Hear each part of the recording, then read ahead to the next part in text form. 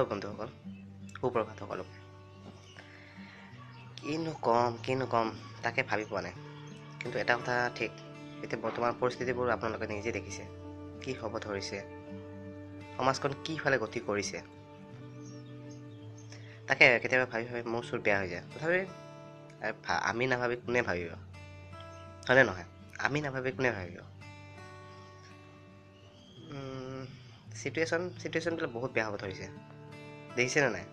এটা পাৰ্টি গ'ল, ঠিক আছে, অ'কে, এটা পাৰ্টি গ'ল, তেখেতসকলৰ কামবিলাক তেখেতসকলে কৰি গ'ল, ভালে কৰিলে বেয়া কৰিলে সেইবিলাক আলোচনা সমালোচনা হৈয়ে থাকিব চিৰদিন।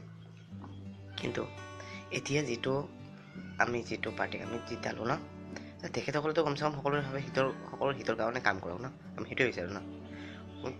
কিন্তু এতিয়া মানে যি দেখিছোঁ, যিবোৰ মানুহ ৰাজ কৰে, যিবোৰ মানুহ শাসন কৰে, সেই শাসন গোষ্ঠীয়ে সকলোকে চলাই আছে, ঠিক আছে। আমি মানুহ সেইটো কথা, তেখেতসকলে সৰ্বা। কিন্তু ৰাইজ নহ'লে ক'ত যাব? ৰাইজেতো আনিছে ন, আপোনালোকক কোনে আনিছে? ৰাইজেতো আনিছে ন। তে আপোনালোকে ৰাইজৰ হকে অলপমান চিন্তা কৰি সেই হিচাপে কাম কৰক না, আমি সেইটো বিচাৰোঁ ন। অকল যে এনেই অতপালি চিঞৰি থাকিলেতো নহ'ব ন। কাম কৰক, কাম কৰি দেখাওক, তেতিয়া আমি মানিম। ভাল, বঢ়িয়া, এইখন চৰকাৰ একদম থামছ আপ ন, হয়নে নহয়? আৰে এনেই চিঞৰি থাকিলে নহ'ব ন। পৰিৱৰ্তন হৈছে, কিবা হৈছে, আৰে ইয়াৰ পৰিৱৰ্তন হৈছে, নোহোৱা নহয়। একেবাৰে মই নকওঁ, মই সেইটো ক'ব নিবিচাৰোঁ যে পৰিৱৰ্তন হোৱাই নাই, হৈছে পৰিৱৰ্তন। কিন্তু এইখিনি পৰিৱৰ্তন হ'ল বুলি যে বোলে গোটেই কামবোৰ কমপ্লিট হৈ গ'ল, এনেকুৱাতো নহয় ন। পৰিৱৰ্তন মানে কি, এই 2 বছৰ 3 বছৰ পৰিৱৰ্তন এইখিনি একো হোৱা নাই, যিমান হ'ব লাগিছিল। আৰু যদি তাৰ সেই হিচাপত যে প্ৰব্লেম কিমান আহিছে সেইটো দেখিছে নাই? বা এনেকৈ থাকিলে সমাজখন কি হ'ব?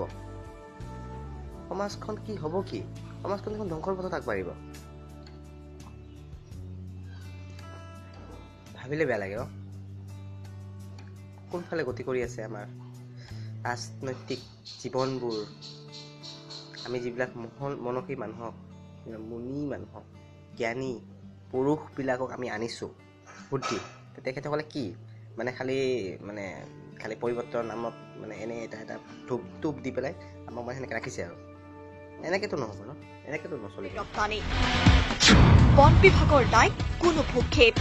এতিয়া কাজিৰঙা ৰাষ্ট্ৰীয় উদ্যানৰ 6ষ্ঠ সংযোজনত চলিছে মাছৰ অবৈধ সিন্ডিকেট। ইয়াৰ স্থানীয় বুৰৈ, বটিয়ামাৰী, বাঁহবাৰী, বিশ্বনাথ ঘাটতো চলিছে এই অবৈধ বেহা। কোন জড়িত আছে এই অবৈধ মাছ? লিডুৰ পিছত লিকাবালি, নগা নহয় অৰুণাচলীৰ সন্ত্ৰাস। নিশা অসমীয়াৰ ঘৰত গুলী চালনা, মাটি বেছি গাঁও এৰাৰ দিৰে অসমীয়া। এইটো অসম। পুনৰ বিদ্যুৎ বিভাগে প্ৰাণ ললে দুটাকৈ গজৰাজৰ। এক মৰ্মান্তিক দৃশ্য, পথাৰত পৰি আছে দুটাকৈ গজৰাজৰ মৃতদেহ। হাতী দুটাৰ শুৰ আৰু মূৰৰ অধিকাংশই অগ্নিদগ্ধ। বিদ্যুৎ বিভাগৰ বিৰুদ্ধে ক্ষোভ